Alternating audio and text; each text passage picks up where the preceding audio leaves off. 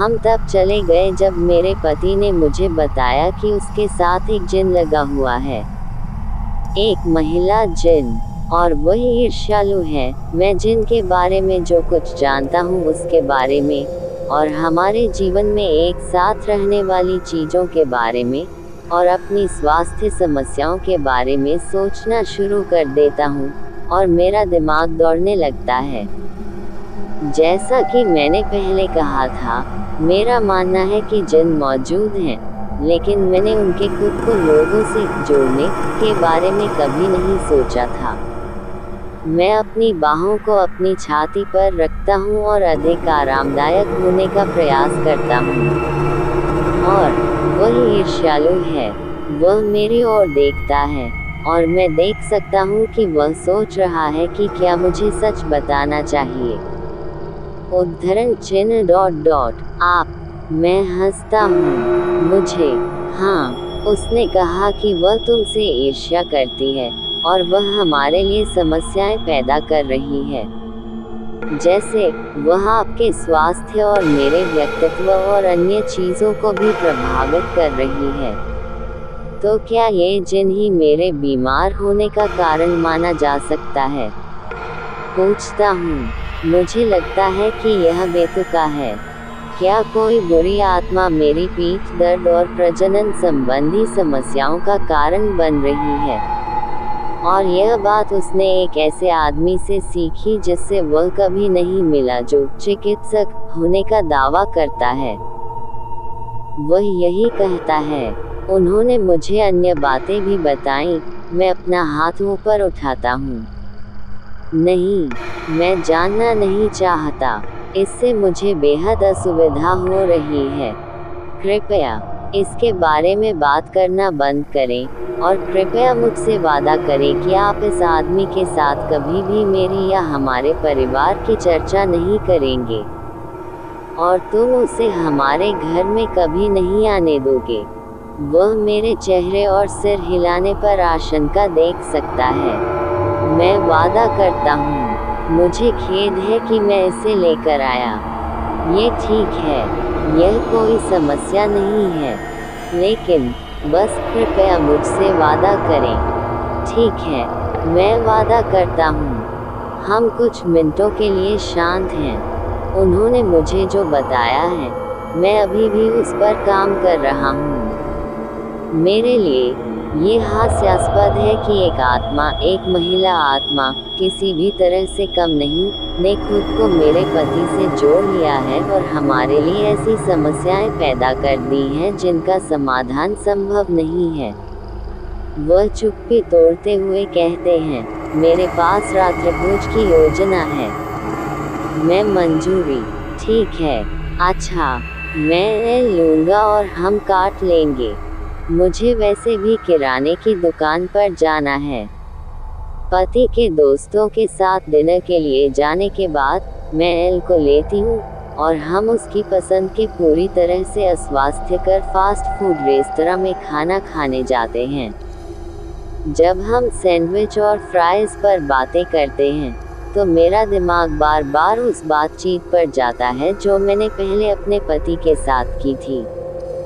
अपने पति से बात करने के बाद से मेरे पूरे शरीर में बेचैनी की भावना व्याप्त हो गई। मैं यह नहीं कहूँगा कि मैं बीमार महसूस कर रहा था, लेकिन मेरे हाथ चिपचिपे थे और मेरे माथे पर ठंडा पसीना बना हुआ था। मेरे पेट में गड़गड़ाहट होती है, और जो खाना मैं खा रहा था वह अचानक अपना स्वाद खो देता है। क्या आप लगभग समाप्त हो चुके हैं? मैं से पूछता हूँ। मेरी पीठ में दर्द पूरी तरह से ऐंठन में बदल गया है, और जितना हम घर वापस जाने के करीब पहुँचते हैं, मेरे पेट में तनाव उतना ही अधिक हो जाता है। जैसे ही मैं हमारे अपार्टमेंट की इमारत की ओर जाने वाली सड़क पर मुड़ता हूँ, मेरी रीढ़ में एक बर्फीली सिहरन दौड़ जाती है। मैं एल की ओर देखता हूँ, जो व्यस्त है। वह पूरी तरह से संतुष्ट दिखती है और मेरे स्वभाव में बदलाव से अनजान है। मैंने कार पार्क की और हम सीढ़ियाँ चढ़कर दूसरी मंजिल पर पहुँच गए। लैंडिंग पर मैं सही कुंजी ढूंढने के लिए अपनी चाबियों के साथ खिलवाड़ करता हूँ। मत भूलो, मैं एल से कहता हूँ, आपको अपना पजामा बदलने की ज़रूरत है और फिर आप सोने से पहले थोड़ी देर के लिए अपना किंडल देख सकते हैं। ठीक है, वो पुष्टि करती है। माँ, क्या मैं इसे लिविंग रूम में देख सकता हूँ? ज़रूर, मुझे सोने से पहले ईशा रात की प्रार्थना पढ़ने की ज़रूरत है, इसलिए मैं उसके बाद आपके साथ शामिल होऊंगा। मैं दरवाजे में चाबी लगा देता हूँ और डैशबोर्ड घुमा देता हूँ। वह क्या था? मैंने खुद से पूछा। मैं शपथ ले सकता था कि जैसे ही मैंने दरवाज़ा खोला, किसी प्रकार की ऊर्जा मेरे पास से गुजर गई। मैं लैंडिंग के चारों ओर संक्षेप में देखता हूँ, इस बात का ध्यान रखते हुए कि एल मुझे व्याकुल न दिखे। वह पहले से ही अंधेरे और हमारे अत्यधिक विशाल अपार्टमेंट के बारे में बहुत चिंतित है। एल मुझे पीछे धकेलता है और प्रवेश द्वार के बगल की दीवार पर लगे लाइट स्विच को चालू कर देता है। जीवित होने से कुछ सेकंड पहले ओवरहेड लाइटें टिमटिमाती हैं और कमरे की ठंडक मुझ पर हावी हो जाती है। मेरा मन यह महसूस कर रहा है कि यद्यपि मुझे पिछले कुछ घंटों से रुक कर ठंड का अनुभव हो रहा है, लेकिन वास्तव में बाहर काफ़ी गर्मी और उमस है। मेरी लंबी आस्तीन के बावजूद मेरी बाहों की त्वचा चुभती है। जब तक मैं कपड़े बदलूं और प्रार्थना करूं, तब तक सोफे पर बैठो। मैं कुछ ही मिनटों में वहां पहुंच जाऊंगा, इंशाअल्लाह। मैंने उसे लिविंग रूम में चलते हुए सुना। मैंने दरवाजे से झांक कर देखा कि वह आराम कुर्सी पर बैठी है और अपने किंडल पर ध्यान दे रही है। मैं हॉल से नीचे की ओर बढ़ता हूँ, सावधानी से अपनी बाईं और अन्य शयन कक्षों की ओर देखता हूँ। यह आदत की बात है, मास्टर सूट में दाएं मुड़ने से पहले। मैं वुज़ू प्रार्थना से पहले स्नान करती हूँ, शयन कक्ष में जाती हूँ और अलमारी से अपने प्रार्थना के कपड़े निकालती हूँ। जैसे ही मैं अपने सिर पर लंबा कपड़ा खींचता हूँ, मेरी आंखें ड्रेस पर दर्पण में प्रतिबिंब को पकड़ती हैं। मैं प्रतिबिंब की रेखा से बाहर निकलने का निश्चय करता हूँ और अपने आसपास के कमरे का सर्वेक्षण करता हूँ। ये खाली है, मैं खुद से कहता हूँ। ये सिर्फ आप पर है। मैं किबला प्रार्थना के लिए दिशा का सामना करता हूँ और गलीचे पर एक जगह पर अपना ध्यान केंद्रित करता हूँ।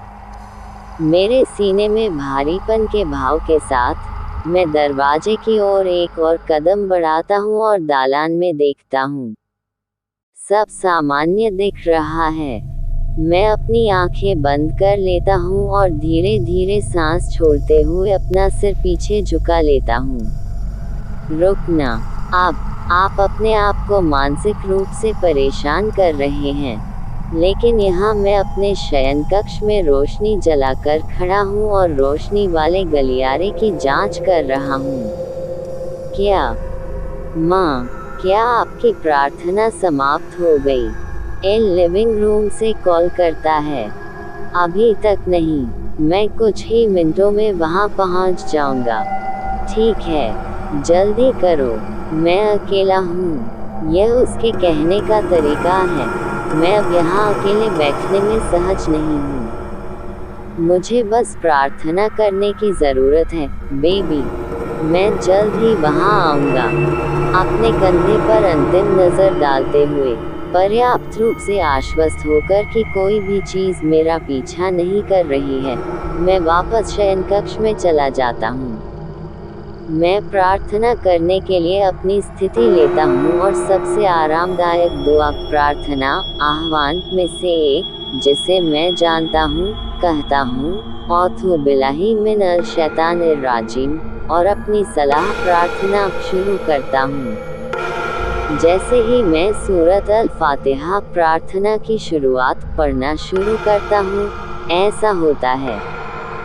मैं देखे जाने की भावना से अभिभूत हूँ। मैं अपनी आंखें बंद कर लेता हूँ, प्रत्येक शब्द का उच्चारण धीरे धीरे और यथासंभव ध्यान केंद्रित करते हुए करता हूँ। यह मेरे पीछे है। मुझे अपनी गर्दन के पिछले हिस्से पर गर्मी महसूस होती है। सांस की तरह नहीं, बल्कि किसी की तरह जो मुझे घूर रहा हो और मुझे पलटने के लिए तैयार कर रहा हो। मैं इधर उधर नहीं घूम रहा हूँ। मुझे लगता है मैं अभी भी ध्यान केंद्रित करने की कोशिश कर रहा हूँ। मैं पहली रकत प्रार्थना आंदोलनों की पहली पुनरावृत्ति जारी रखता हूँ।